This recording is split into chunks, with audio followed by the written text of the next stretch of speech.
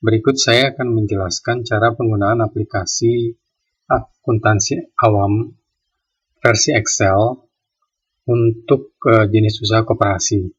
Yang pertama harus dilakukan adalah mengisikan data usaha dan daftar-daftar yang dibutuhkan sebelum menggunakan aplikasi ini secara rutin.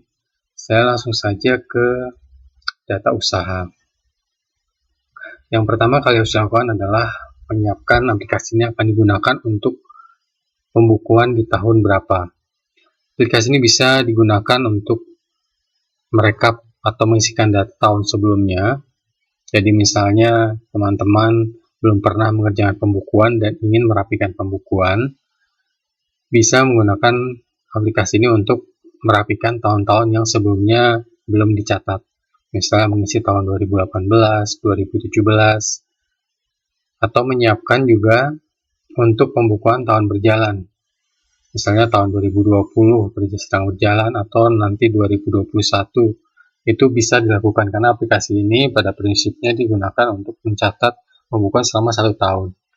Tahun berikutnya atau tahun sebelumnya atau untuk merekap tahun-tahun sebelumnya bisa dilakukan hanya dengan menggunakan nanti save as dan mengcopy data dari aplikasi sebelumnya. Oke, kita mulai saja. Saya di sini mengambil asumsi bahwa aplikasi ini akan digunakan untuk tahun 2019. Jadi diisikan di sini tahunnya 2019. Setelah itu diisikan nama koperasinya. Ya. Nama koperasi adalah sesuai yang diinformasikan ke pihak developer mengenai koperasinya. Setelah itu diisikan alamat.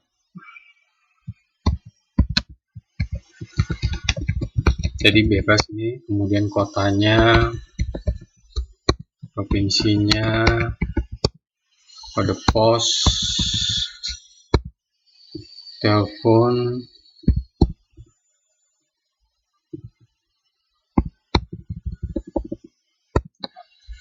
data usaha ini kalau khusus untuk namanya akan dipakai sebagai judul di masing-masing laporan. Saya loncat dulu ke laporan, misalnya laporan usaha.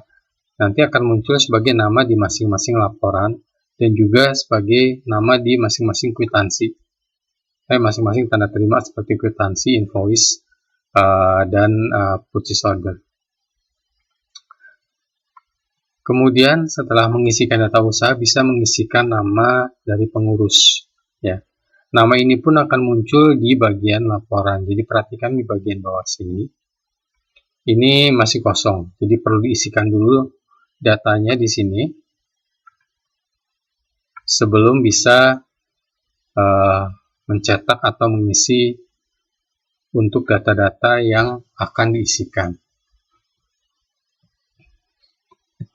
Misal kita mengisi nama ketuanya, nama sekretarisnya,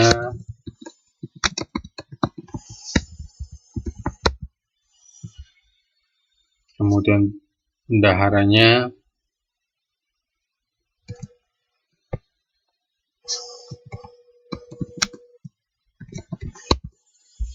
nah, kembali lagi kita lihat di sini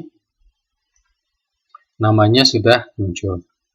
Dan seandainya kalau namanya tidak muncul, bisa diketik secara manual di sini, tidak ada masalah ya. Jadi mau merapikan bagian ini tidak masalah diketik manual. Ini hanya untuk mempermudah saja sehingga tidak perlu mengetik di setiap modul. Dan kemudian di sini ada tanggal tanda tangan. Tanggal tanda tangan ini berhubungan dengan tanggal tanda tangan di sini di bagian laporan juga. Kalau tidak diisi ya di sini akan jadi seperti ini formatnya. Jadi perlu diisikan di sini. Misal tanda tangan itu bebas ya, jadi kalau mau dirubah bisa dirubah setiap pada saat mencetak laporan. Dan perlu diperhatikan di sini saya mengisikan tanggal di sini formatnya adalah seperti ini. Ya. Jadi perhatikan setting dari Windows teman-teman. Umumnya atau sebagian besar itu saya formatnya atau settingnya adalah dalam bahasa Inggris. Sehingga karena dalam bahasa Inggris diisikan seperti ini. Ya. dan akan dirubah secara otomatis menjadi bahasa Indonesia. Tapi kalau diperhatikan di sini, ini tanggalnya masih format bahasa Inggris. Ini perlu diperhatikan karena pada saat pengisian nanti tanggal itu penting karena tanggal itu akan dijadikan referensi untuk rekap laporan dan perhitungan. Jadi kalau formatnya adalah teks, itu bisa tidak terbaca dan akibatnya bisa tidak direkap. Setelah mengisi data ini, kita bisa lanjut dengan mengisi persentase pembagian SHU di sini. Ini aplikasi untuk jenis koperasi serba usaha di mana usahanya adalah jasa, dagang, produksi, dan simpan pinjam. Dan di sini jasa dan dagang itu digabung menjadi jasa usaha anggota konsumsi. Tergantung aplikasi yang teman-teman miliki, tidak semua nama ini atau alokasinya akan muncul. Ya. Jadi yang koperasinya hanya simpan pinjam, tidak ada nanti pilihan untuk jasa usaha anggota dan produksi. Dan tinggal diisikan persentasenya. Sebagai contoh, di sini mungkin kita mengisi 20%, 15%, 15%, sorry.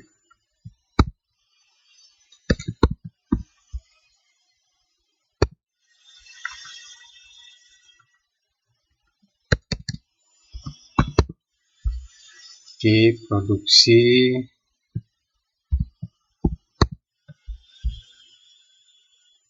ini sudah 60%, kemudian tinggal dibagi.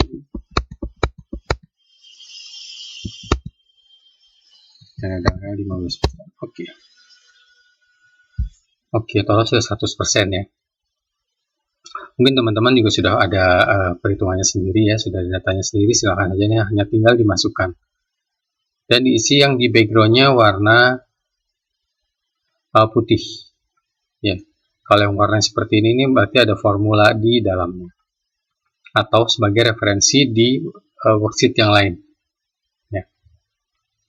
Dan data ini bisa dirubah namanya. Misalnya dana pengurus, dana pengembangan usaha mau dirubah menjadi dana development misalnya. Dana pendidikan karena gabung dengan sosial, digabung sini dana pendidikan dan sosial. Itu silakan saja. Ya, tidak ada masalah. Dan kemudian tidak dipakai juga bisa ditulis 0% di sini. Jadi dialokasikan untuk yang lain, itu bisa. Nih, jadi misalnya mau 0% di sini, pengembangan usaha, kemudian pengurusnya jadi 15%. Itu bisa. Ya. Oke, setelah selesai mengisi alokasi persentase pembagian SHU, ada dua tabel di bagian bawah yang akan muncul di koperasi serba usaha dan koperasi simpan pinjam. Kalau hanya koperasi jasa atau dagang saja, mungkin ini tidak akan muncul, atau produksi saja ya, ini tidak akan muncul. Oke, saya ke yang paling atas dulu, ini untuk perhitungan SHU koperasi simpan pinjam. Ini maksudnya memilih. Jadi pembagian SHU-nya itu akan berdasarkan apa? Berdasarkan total angsuran pinjaman, atau berdasarkan total angsuran bunga, atau berdasarkan angsuran pokok. Sebenarnya tiga ini kalau lihat persentasenya kurang lebih hampir sama ya. Tapi kadang-kadang ingin dibuat atau sudah dipilih yang berdasarkan total angsuran. Jadi bebas saja sebenarnya mau berdasarkan yang mana, karena sama-sama berdasarkan pinjaman yang dibayarkan di tahun berjalan. Jadi bukan berdasarkan total pinjamannya, tapi berdasarkan angsurannya. Ya. Misalnya mau dipilih yang nomor 1, bisa diklik di bagian atas di sini. Maka nanti seluruh SHU-nya akan berdasarkan total angsuran pinjaman anggota dibagi total angsuran pinjaman semua anggota. Kemudian yang bagian bawah ini adalah untuk jasa usaha konsumsi ini. Ya. Kalau misalnya hanya berdasarkan dagang saja, bisa dipilih yang nomor 3. Jadi yang jasa tidak dipakai. Misalnya jasa memang kebanyakan pemakainya dari pihak non-anggota. Jadi sepertinya kalau dimasukkan hanya sedikit yang dapat misalnya. Jadi bisa dipilih hanya dagang saja. Kalau kombinasi dagang dan jasa bisa dipilih yang atas dan sama diklik V juga ya. Jadi dipilih dengan mengetikkan V. Oke, jadi setup awal sudah cukup ya, mudah-mudahan cukup jelas.